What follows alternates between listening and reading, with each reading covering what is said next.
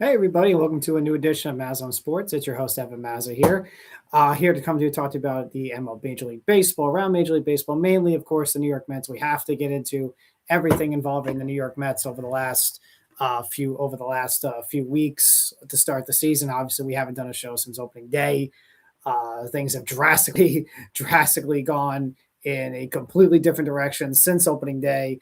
We'll discuss the NFL draft and some takeaways, or some of my takeaways from the NFL draft. Got to talk about the Knicks and the playoffs push, and I think they're obviously the Knicks to me are the most interesting story in the playoffs and what could happen if they lose to the Atlanta Hawks today. Of course, they play Game 5 against the Hawks, and the Boston Red Sox, the firing of Cora. What does that mean for the Red Sox future? What does it mean for Cora? And where do we go from here with the Red Sox? And of course, up the Philadelphia Phillies obviously fired Rob Thompson. So already some managerial decisions with a couple of underwhelming teams, but of course not the one in Queens. But we'll talk about that in a second. And that brings me to the New York Mets. Obviously, since opening day, a lot of things have drastically changed. Since opening day, a lot of things have drastically changed. Things have not gone entirely well. They have now lost 15 of the last 17 games. Of course, they were coming off a 12-game losing streak that they ended against the Minnesota Twins, took 2 out of 3, but then they followed beating the Twins 2 out of 3 with getting swept by the Colorado Rockies, a team that historically they've been good against. Historically, they've usually been good against, and a team that has been one of the worst teams in baseball over the last few years. The Rockies have some talent. The Rockies actually look like they're finally growing some talent, and actually looks like they're finally growing some part of a team. But again, that's a team that you should beat, and they got swept by them at home. They got swept by the Athletics at home just a few weeks ago. I attended the Sunday game. They lost 2 out of 3 to the Diamondbacks. These are, the Diamondbacks aren't bad, but these are teams that you should be able to beat, especially at home. And the Mets are not able to do that. They're not able to beat these teams and compete with them. And right now, you are in a situation where you're now 9-19. You're off to one of your worst starts in franchise history. And now so many questions are going to be thrown at you. A lot of questions are going to be asked about you. And a lot of questions are now going to be thrown at the status of the manager, the team itself, roster construction, the GM, the owner.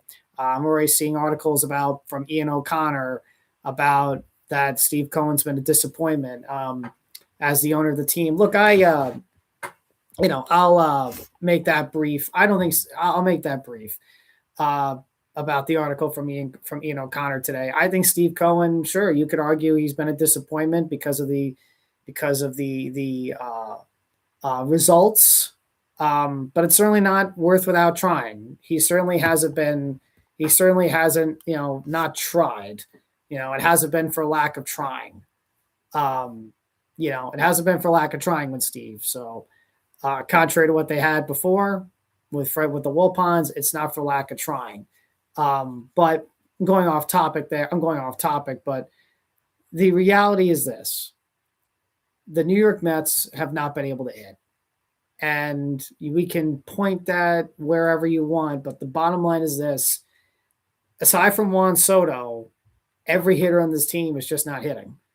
And they've also been hit with injuries. You look at this. You look at the runs scored over the past 17 games, which they are, by the way, 2-14, or whatever they are, 2-15 now, over the past 17 games. They have scored a grand total of 2 runs, 1 run, shutout, 6 runs, shutout, 1 run, 2 runs, 4 runs, 2 runs, 1 run, 3 runs, 3 runs, 10 runs, 3 runs, 1 run, and shutout. You're not winning baseball games like that. Point blank, period, simple as that. You're not winning baseball games like that. You're not going to win games like that by scoring 3 runs or fewer. That's just not how it goes. You're not winning baseball games like that.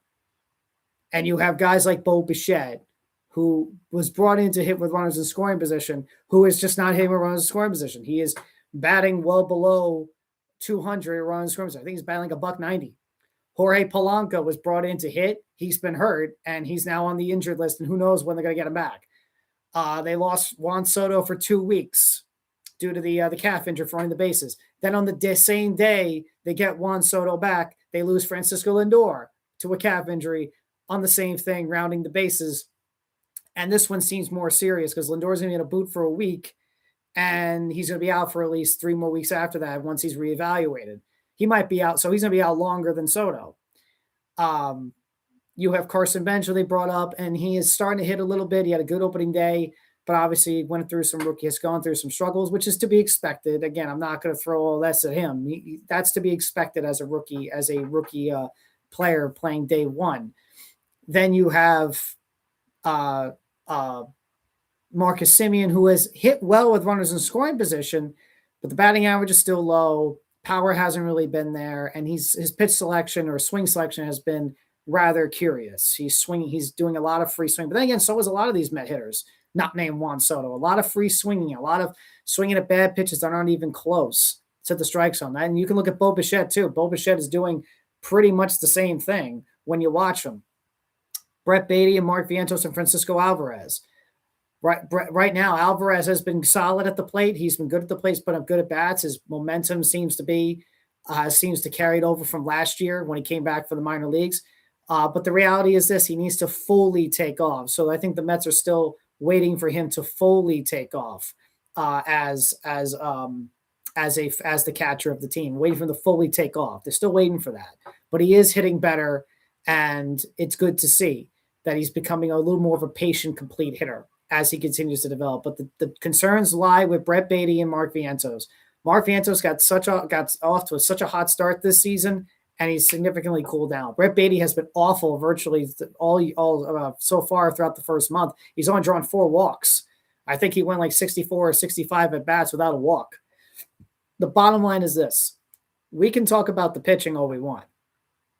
The pitching is the pitching. They ain't perfect. Kodai Senga is once again struggling, and he's now been placed on the injured list due to an injury. Although I have a theory that it's not really truly an injury. I just think it's one of those, we got to place him on the IL and get him and see if we can get him fixed up kind of thing. But it's a shame what Kodai Senga. It really is. It's a shame. And I don't really fully blame it on him. I just think the injuries have just bit him in the butt the last 2 years that has prevented him from living up to the expectations from his rookie season. It's a shame. If his Mets career ends like this, it's a damn shame. David Peterson has struggled as a starter, but it seems like but coming out of the bullpen, he's showed a little bit of improvement. So we'll see. But Holmes, McClain, and Peralta have both pitched well. And Peterson is starting to at least get a little better. Christian Scott's going to get more of a chance, though. His last outing was awful. He's got to throw strikes, man. He's got to throw strikes. Jonah Tong is looking to work his way up. A.G. Ewing as a hitter is working his way up. He's now in AAA. But they were betting on Kodai Senga to at least bounce back, and that didn't happen. But overall, the pitching has been fine. You've had Devin Williams struggles the last few appearances. Weaver struggled for a couple of consecutive appearances. But overall, the bullpen's hung in there. The starting pitching is hung in there. When you're losing games like the way they're losing, I mean, look at the final scores of some of these games: 3-0, 3-1, the doubleheader on Sunday against the Rockies, 4-3 on Friday loss, 5-3 against the Twins, 4-2 against the Cubs, 2-1 against the Cubs, even 4-0 against the Dodgers, even 2-1 against the Dodgers, 1-0 against the A's, 4-0 against the A's. That's because you're not scoring runs. That's not because your pitching is bad. Sure, they've had games where the pitching has been good. The Diamondbacks lose 7-2. Lose 7-1, A's, they lose 11-0, Dodgers, they lose 12-4. They've had games where the pitching hasn't been good, but for the most part, but that's only maybe been a few. For the most part, and I watched the pitching will be terrible today, but for the most part, it's been the offense. They can't score. And their offense is amongst the bottom of the league, again, with runners in scoring position, and are amongst the bottom of the league in pretty much every single category. Anthony DeComo posted the entire Clay Holmes pitches tonight for the Mets. Oh boy, we have more injuries for the Mets. Juan Soto complained of forearm tightness after completing pregame defensive work on Friday. He dealt with it all weekend. MRI today revealed no structural damage. He's going to continue to DH while receiving treatment, may return to the outfield this week. Okay. I got a little nervous there. But Anthony DeQuell up, and Luis Roberts dealing with lower back tightness. He's day-to-day. He's out of the lineup today. That's another thing. These injuries are really biting the Mets right now. Luis Robert is now hurt. Again, he's had injury problems throughout his career, but he's got lower back tightness day-to-day, out of the lineup today. The Mets lineup, I don't think has been officially posted, but yes, it has. Bichette, Soto, Alvarez, MJ Melendez in left field, Mark Vientos, Beatty, Simeon, Benj, and Ronnie Mauricio. Lindor obviously still out. So, but again, this team is getting banged up with injuries, guys underperforming on offense. And Anthony DeQuomo put the ranks up through the first 28 games. They're 30th in runs scored, 30th in runs per game, 28th in home runs. Yeah, the power hasn't been there. 27th in batting average, 30th in OB on base percentage, 30th in slugging, 30th in WOBA, 30th in WRC plus, 30th in OPS, 30th in OPS plus. Again, it's very early in the season, obviously. It's only April, but these are unacceptable offensive numbers for a team that has talent on offense and should be hitting better than this. But again, struggles, players not performing, injuries. Soto has been hurt. Lindor is now hurt. He's out for a while. Roberts now banged up with a back injury. Jorge Polanco is out. Key guys that were supposed to help and help this team and hit have been banged up and hurt. But a lot of other guys on this offense, really not named Juan Soto. Soto's been fine when he's playing. Soto's been fine, but just the rest have been, and Alvarez, really aside from Soto and Alvarez, the rest of the offense has underperformed. Lindor was struggling again to start the season, but he was starting to hit until he got hurt. This offense needs to hit, which is why I don't fully blame Carlos Mendoza. And I know Mendoza's taken the heat, and look, he shares blame, and you have to, as a manager, share some blame when your team is 47-74 since June 13th of last year. You're amongst the worst team in baseball since June of last year. You're 47-70. You're 47-74. That's horrendous. That's horrible. So a manager is going to take the fall for that, and he will have the blame for that. He does bear responsibility for that. But I just don't see what buttons he can push right now, especially with this offense, for them to start hitting, for underperforming hitters to start hitting, and underperforming young players who they expected more out of, like Beatty and Vientos, to fully start hitting. These guys have to start hitting. They have to actually act and play like a Major League Baseball offense. So that's really the bottom line here with the Mets. That is really the bottom line. They have to hit. They have to hit, and they have to be better than this, and they have to start actually showing the talent, the capability, and the potential of this offense, because right now this offense is drowning them. It is drowning their season. It is drowning them. It's not the pitching, which was the big one everyone was talked about last year. Oh, the pitching last year. You know what? As struggling as the pitching was in the second half of last year, the offense from the beginning to the end was one of the worst in baseball runners in scoring position. It was one of the worst in baseball last year with runners in scoring position. From the beginning of the season to the final day of the season last year, it was the worst. It was one of the worst in baseball runners in scoring position. To me, that is still the main reason they missed the playoffs. Yes, the pitching wasn't very good down the stretch in the second half. I fully understand that, and I fully get it. But the biggest reason why they missed the playoffs last year was because of their offense not hitting with guys scoring position, not getting the big clutch hits. That's why they made the changes in the offseason, to get hitters who could do that. But unfortunately, we haven't seen the results. So again, there's not much that I think a manager could do right now to push the right buttons to make sure that happens. There's not much he can do right now. Heck, even losing Mike Tauchman was a big one, because if Mike Tauchman isn't hurt, he's playing instead of MJ Melendez, But even losing Mike Tauchman in the last few days or so of spring training, that hurt them. But they need to start hitting badly. They got to start hitting bad. I know that's very simple for a team that's 9-19. That's a very simple thing to say, but it's the truth. The truth of the matter is they have to hit. They have to hit. If you don't hit and drive in runs, you're not going to win games, no matter how good the pitching is. The Mets have gone. I've seen too many Met teams in my lifetime as a fan And it gets tiring, but I've seen too many in my lifetime as a fan not hit the baseball and not drive a guy in scoring position. And it gets pretty annoying, especially when you see the talent and you go, oh, this should be a good offense. But Carlos Mendoza watch day 2, but we'll see. I can't see. If they were going to fire him, they probably would have done it yesterday, in my opinion. But he's certainly on watch. He's certainly on the hot seat, sure, with Rob Thompson now been fired. The Philadelphia Phillies fired him, I believe, earlier this morning. Alex Cora, obviously, a couple days ago. He's on the hot seat. Carlos Mendoza, you got to turn this around. But I don't know what more buttons he can press to do anything right now. There's not much he can do when you have an offense that's underperforming. Pitching has been fine. It's not great, but it's been fine. But there's not much he can do right now when you've watched this offense and you have injuries and you have guys underperforming. They just need to hit. They just need to hit better. In terms of manager watches, if they do fire Carlos Mendoza, let's say they do. Let's say they get swept. I mean, again, if they were going to do it, they probably could have done it yesterday, but they got a 3-game series against the Nationals. Then they got to go on the West Coast against the Angels and I think Colorado. But if they're going to fire Mendoza, it probably will have to be Thursday before you head off on the West Coast.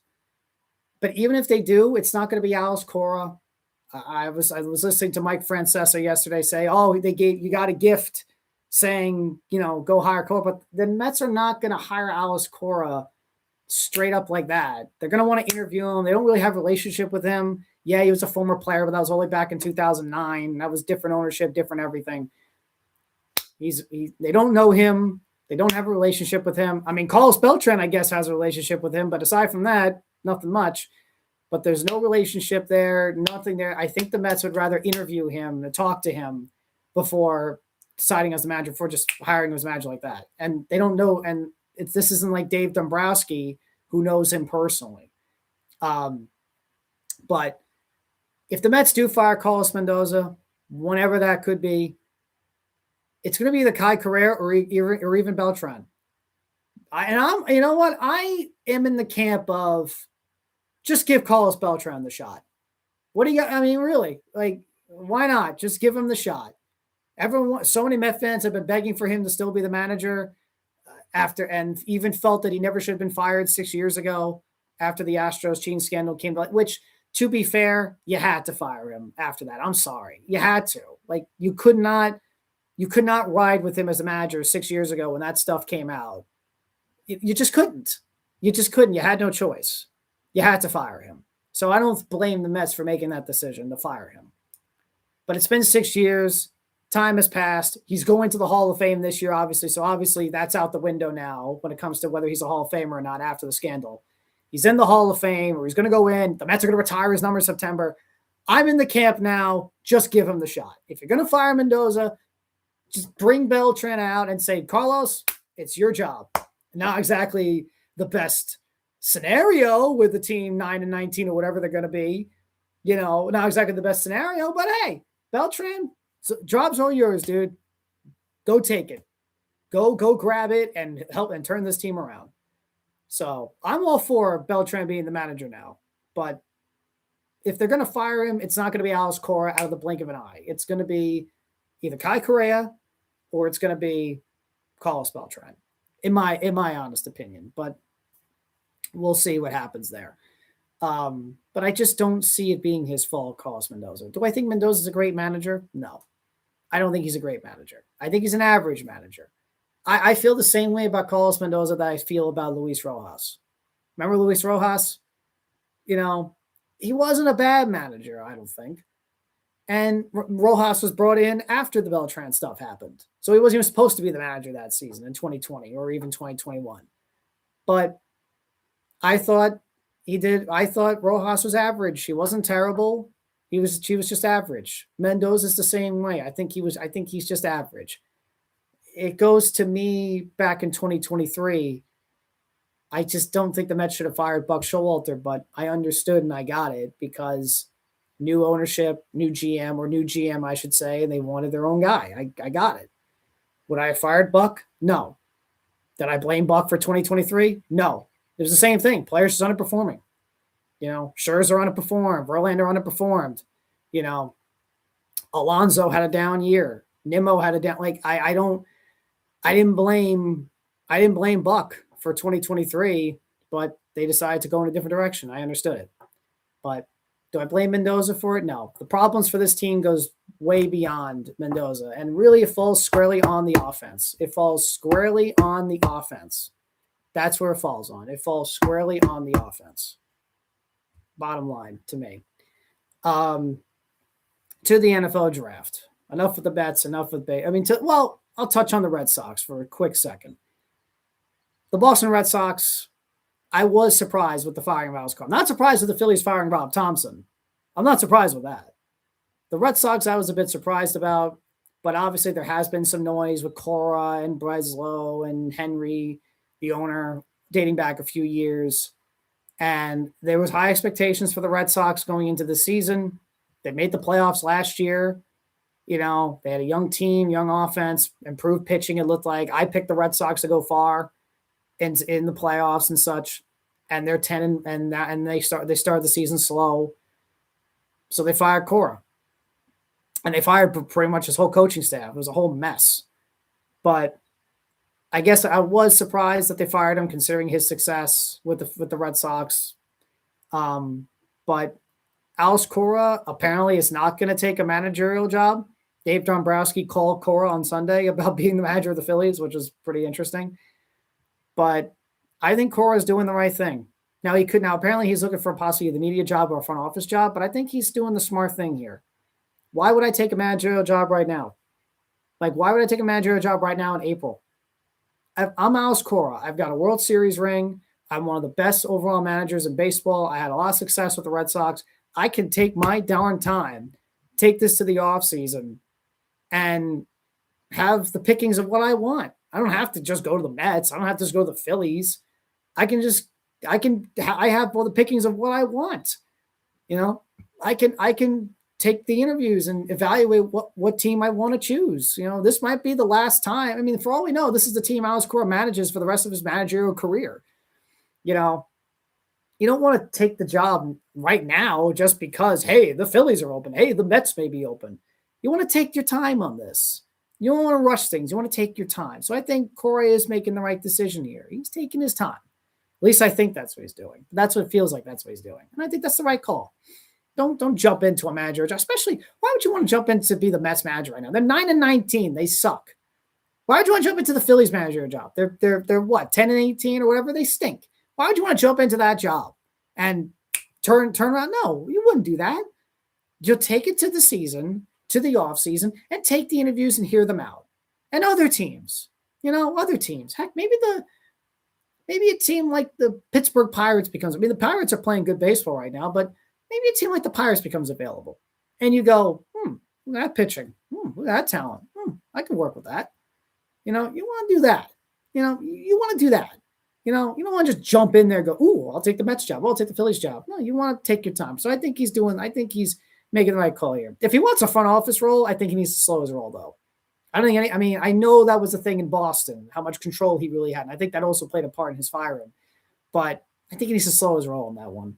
If I'm a team, GM, owner, I'll be like, dude, just be the manager. You're clearly really good at that. So stay with that. But very shocking to seeing Cora fired. Very surprised. I thought they would have given him to at least a season. But considering his resume, the Red Sox expect better. I get it. They have high expectations. The Phillies expect better. I get it. They have high expectations. We can talk about the Mets all we want, but they have high expectations too. And you are 9-19 right now. So, and you're facing a good pesky Nationals team this week, from now to Thursday. So, but to the NFL draft over the weekend, I thought to talk about the Ravens quickly, I thought they had a very interesting draft.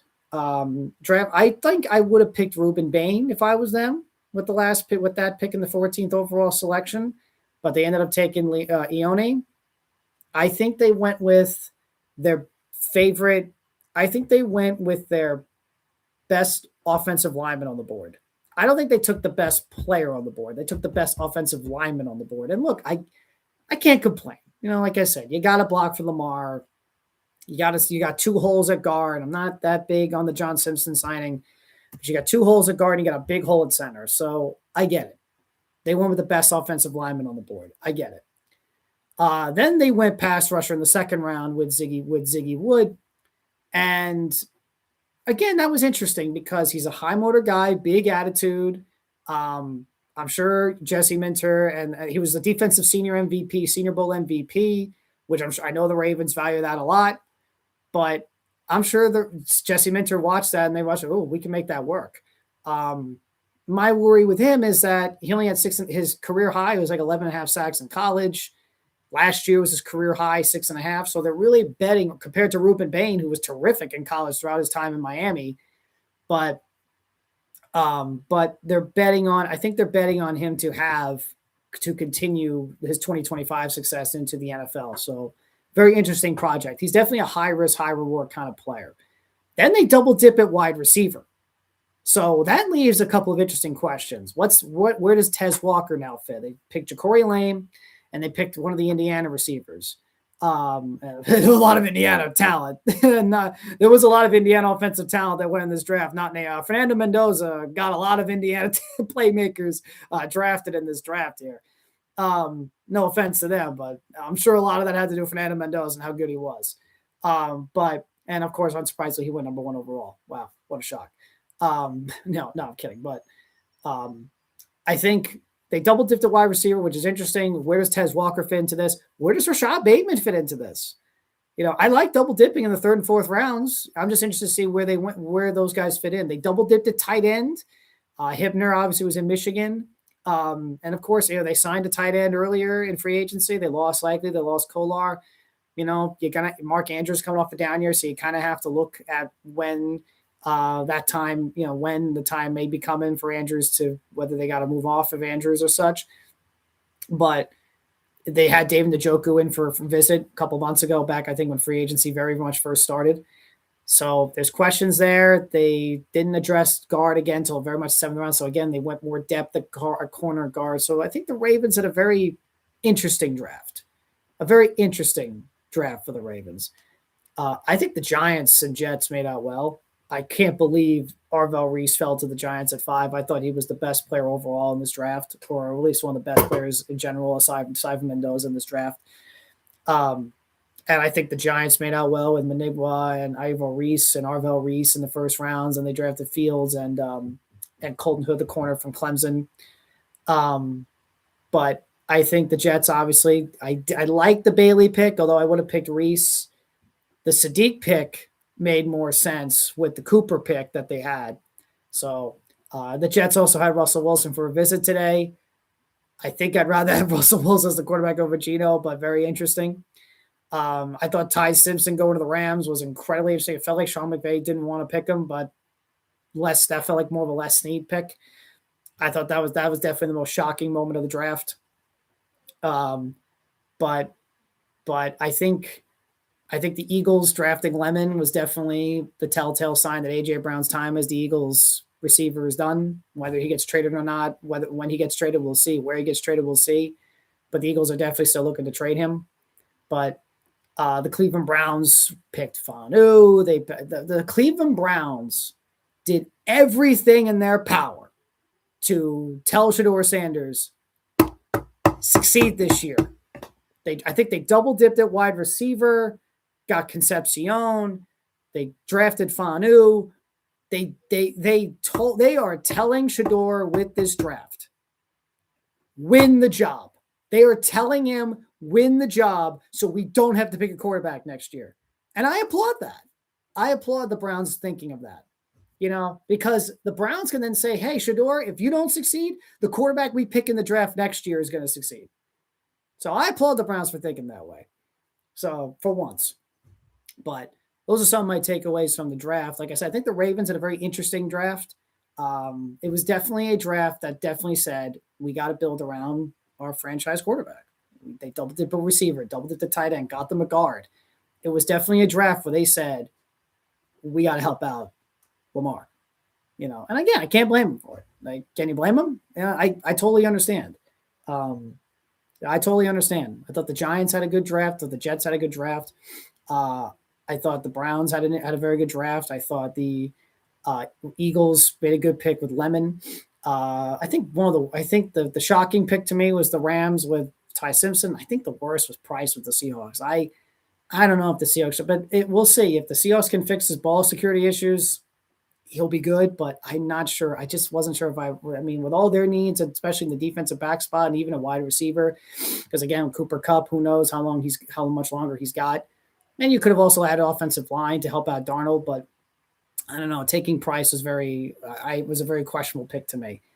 Tonight at 8:00, before we wrap things up today, I'll be back later on the week hopefully on Friday. I'll be back on Friday for another show, but just talk more about the Mets and where they're at and around Major League Baseball and around sports and the NBA playoffs. But before we wrap this up, we got to talk about the Knicks. The New York Knicks they played Game 5 tonight, a very important, very pivotal Game 5 tonight at Madison Square Garden against the Atlanta Hawks. The Atlanta Hawks are playing with house money, and the Knicks are playing with all the pressure on their backs. They could not make this series a battle. The Hawks are good, and CJ McCollum is red hot, but they could not make this a battle. The Knicks could not make this a battle. They had to put them away early, sweep, 5, whatever. But now you've made it a series, and you started by blowing that 14-point lead in Game 2 at the Garden. And start with Bridges having a terrible game and Towns having a terrible game. Jalen Brunson is a really, really good player, and I love Jalen Brunson. Knicks fans love Jalen Brunson. He is arguably the best Knicks player that they've ever had since Carmelo, even farther, Patrick Ewing. But he's not a joke. He's not a Jokic. He's not a Doncic. He's not a LeBron. He's not an SAG. He's just not in their caliber, and that's okay. I'm not saying that as a shot. That is okay. But when Brunson goes, the Knicks go. But they need Towns and Bridges to play better. They need them to play the way, especially Towns, they need them to play the way they played in Game 4. If you do that, you'll win this series and you'll move on to the second round. But this is concerning for the Knicks. Even if they win this series, this is concerning for the Knicks. Very concerning. And if they lose this series, or if they lose in the next round or so, Mike Brown, I can't see him being back. I can't see him being back. But this is a battle time now for the Knicks. This is the one season where the Knicks, you looked at and go, man, they can make it around the NBA Finals. To lose in the first round would be a catastrophic disaster. A catastrophic disaster that I can't see not only Mike Brown seeing through it, but also other players like Towns seeing through it. This is a good team, and they have to play like it. But the Hawks are tested. The Hawks are not afraid. The Hawks are playing with house money. They've stolen one on the road in Game 2, and they're looking to steal one again tonight and head on to Game 6. There is no pressure on the Hawks, and there's all the pressure in the world on the Knicks. You either win tonight and you get the upper hand going into Game 6 back to Atlanta, or you lose tonight at the Garden for 2 losses at the Garden, and you then have to win 2 in a row. I am going to pick the Knicks to win tonight, but all the pressure is on them. The whole season rides on tonight for the Knicks, and the future of a lot of Knicks rides on them, especially Coach Mike Brown, who I think is a good coach, but you fire Tom Thibodeau to go farther into the playoffs, and to get knocked down in the first round would be catastrophic. So I'll pick the Knicks tonight to win, but all the pressure is on them tonight. All the pressure is on them. The Mets obviously play tonight with Clay Holmes on the mound. Let's see how they do. I'll be back on Friday. We'll talk about the series between the Mets and Nationals. Talk about, of course, more all around Major League Baseball, more NFL, and we'll even talk more about the NBA playoffs and such. Any more news around sports. So again, it's good to always hop back on. I know I've been away for a couple of weeks, but I've been busy. It's always good to hop back on. I want to do more shows. I will promise to do more shows, especially now as the summer goes on, as baseball goes on, because the NFL is going to be back pretty soon. The NFL never ends. The NFL truly never ends.